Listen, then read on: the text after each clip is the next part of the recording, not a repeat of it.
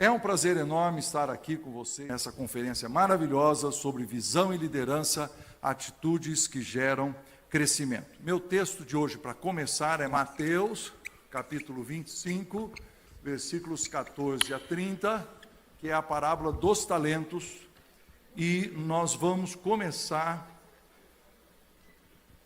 explicando o que é talento primeiro. A nossa primeira noção de talento é o quê? Quando eu falo talento, as pregações que a gente tem, é aquela musiquinha, multiplica os talentos que Cristo te deu, nós estamos pensando em quê? Dons, qualidades, né, que Deus nos dá. Mas a palavra talento, ela tem a ver com dinheiro. A palavra talento na Bíblia é um termo usado para descrever grandes fortunas. Significa de 35 quilos ou mais de ouro. De repente, dependendo da região, variava, tá certo? Então agora você vê, 35 quilos de ouro é a mesma coisa que 35 mil gramas de ouro. E se 35 mil gramas de ouro a R$100 cada grama, nós estamos falando de 3 milhões e 500 mil reais. Esse é o cara que recebeu um talento. Deu para entender? O cara que recebeu um talento, aquele cara que falou assim, nossa, mas eu recebi só um talento, foi 3 milhões e meio. Você deu para entender? O cara que recebeu 2 talentos, ele recebeu 7 milhões, e o sujeito que recebeu 5 talentos, foi o quê? 17,5 milhões.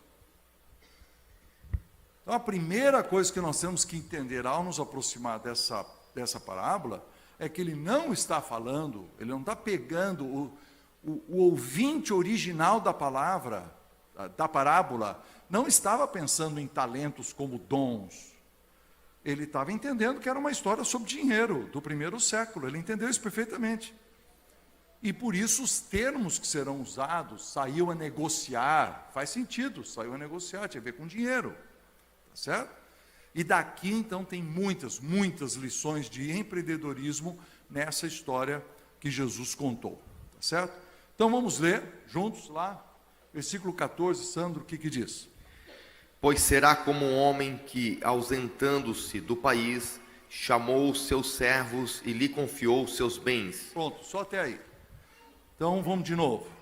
Este homem, ele ia se ausentar do país, o que ele fez? Chamou os seus servos e lhe confiou os seus bens. Então, primeiro princípio de empreendedorismo que nós aprendemos aqui é uma questão de propriedade.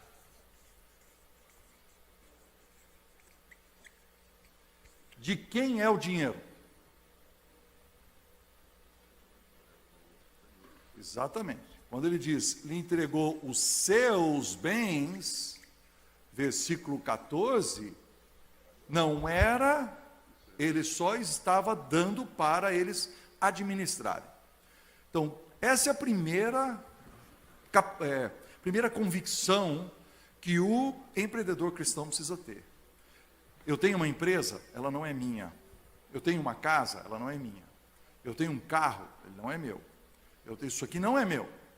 Eu estou nesse mundo por um certo tempo, eu tenho que fazer o melhor possível, porque eu tenho que multiplicar esses talentos, mas eu preciso entender que não é meu. Isso é muito importante. Deus é dono de absolutamente tudo, mas se você é um empreendedor cristão, você tem que entender que não é seu. Uma vez eu estava numa palestra, e o palestrante fez a seguinte ilustração, que eu achei muito curioso. Ele falou assim, lembra quando você era pobre, e era uma audiência assim, de gente muito rica, né? E eu estava sentado lá atrás, porque eu não sou muito rico, então eu botei o nariz lá atrás para aprender alguma coisa. E aí ele disse assim para esses ricaços que estavam na frente, lembra quando você era pobre, você comprou um sofazinho, que é aquele de 2 lugares, com um braço gordo desse tamanho, duro para chuchu, mas era o único sofá que você podia comprar, e você sentou nele e falou, né, que bom, R$450, você comprou aquele sofá. E tudo bem. Mas aí você foi melhorando de vida e você falou assim, puxa, eu queria ter um sofá melhor. Então, como você melhorou e você quer ter um sofá melhor, então você vai e compra um sofá de R$ 2.000. Então, aquele que você tinha gastado 500, agora você gastou 4 vezes mais.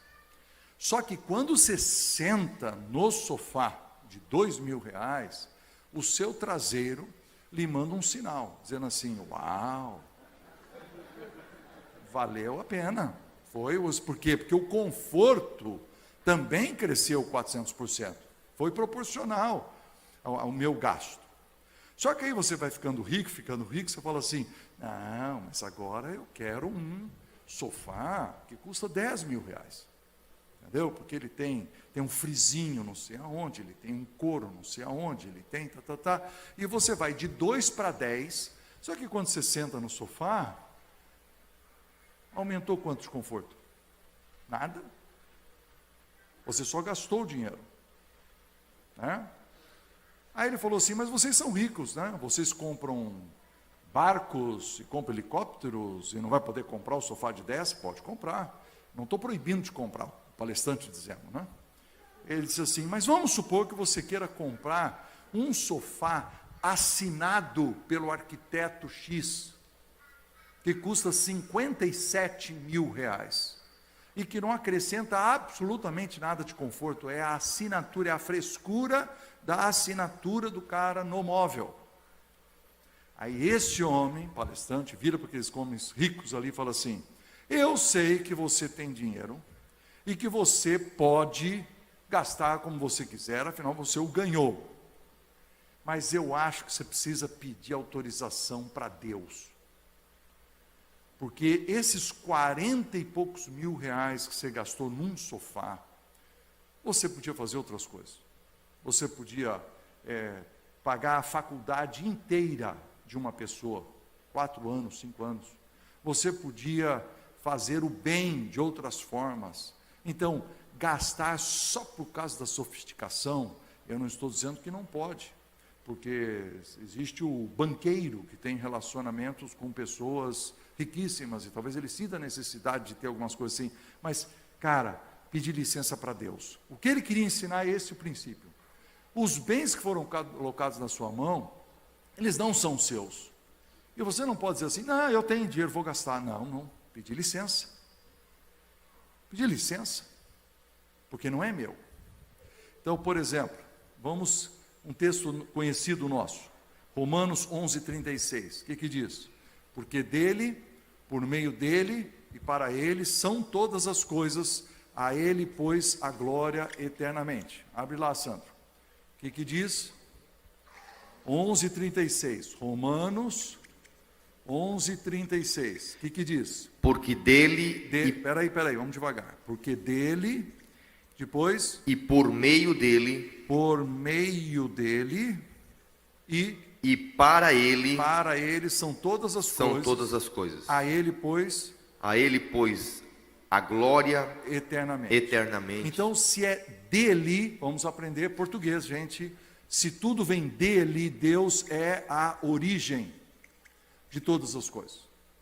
Se todas as coisas são por meio dele, Deus então é o sustentador de todas as coisas. E se todas as coisas são para ele, Deus então deve ser o alvo de todas as coisas, então a glória seja para ele. Quando você pensa no seu negócio é isso aqui, ó.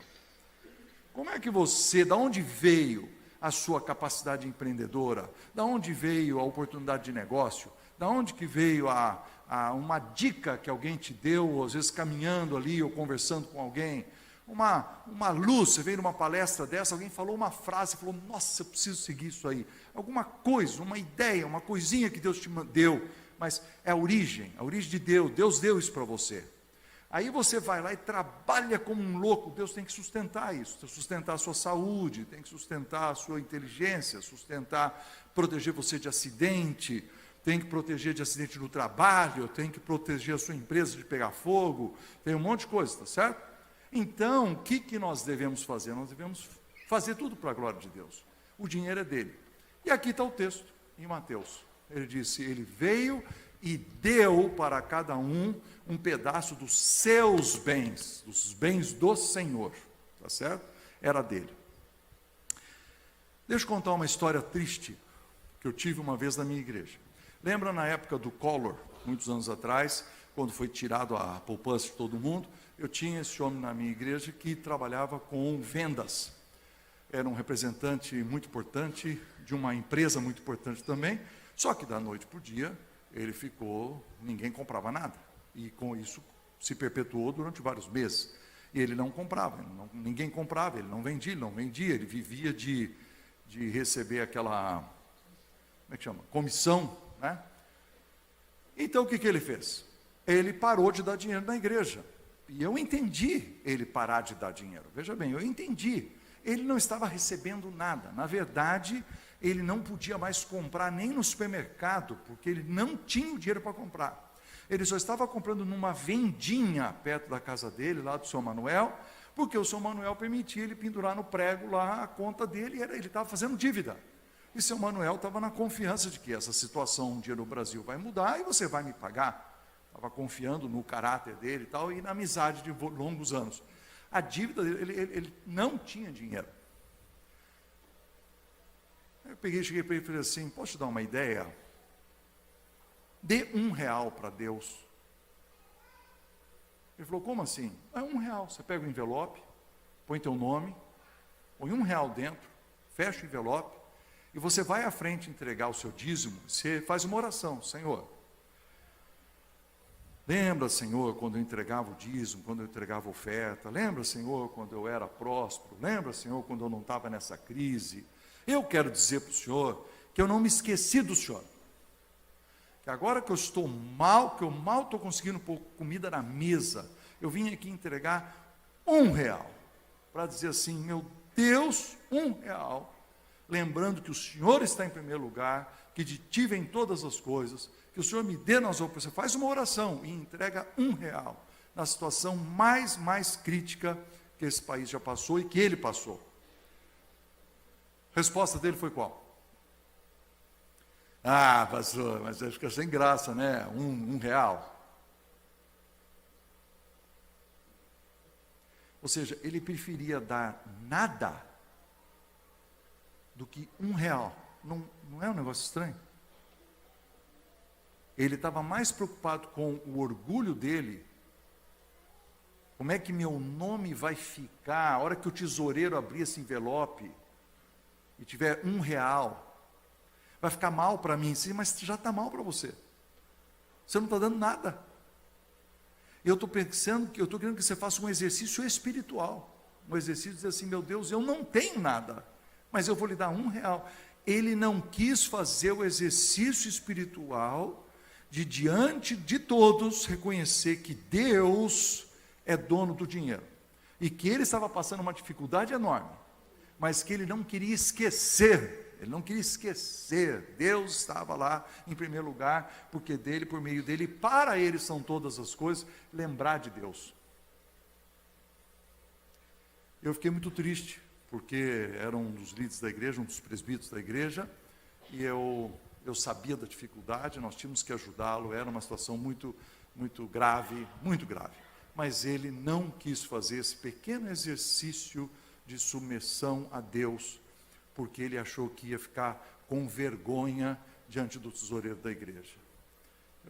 Você vê que situação? Nosso coração, queridos, é o coração de qualquer empreendedor, quando começa, tem que começar do jeito certo. Deus é em primeiro lugar, Ele é dono da minha empresa, Ele é dono do meu dinheiro, Ele é dono dos meus bens, Ele é dono, e eu preciso pedir autorização para Ele, para gastar o que eu talvez queira gastar e não possa gastar. Deu para entender?